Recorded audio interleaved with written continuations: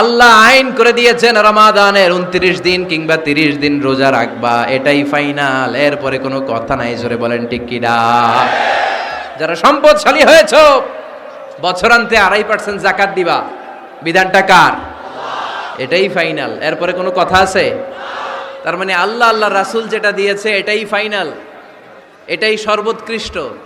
এর চেয়ে উৎকৃষ্ট আর ভালো হতে পারে না, এটাই শ্রেষ্ঠ। এক সাহাবী বলল, আসুমুদ্দাহার, আমি সারা বছর রোজা রাখবো, রোজা ভাঙবো না। আরেক সাহাবী বলল, আতাজিলুন নিসা, আমি আমার বউয়ের কাছে যাব না, আজীবন বৈরাগ্য জীবন যাপন করব। আরেক সাহাবী বলল, উসল্লি লাইলা কুল্লাহ, সারা রাত তাহাজ্জুদ পড়বো, ঘুমাবো না। এই কথা শুনে বিশ্বনবী রেগে গেলেন। বিশ্বনবী বললেন, কে কে বলেছে এই কথা যে সারা বছর রোজা রাখবে, সারা রাত তাহাজ্জুদ পড়বে, স্ত্রীর কাছে যাবে না? ইন্নী আখশাকুম লিল্লাহি ওয়া আতকাকুম লাহু, নিশ্চয় আমি তোমাদের চাইতে আল্লাহকে বেশি ভয় করি। আমি বিশ্বনবী সবচেয়ে বড় মুত্তাকি, আমি বিশ্বনবী সবচেয়ে বড় বুজুর্গ, আমি বিশ্বনবী সবচেয়ে বড় আল্লাহওয়ালা।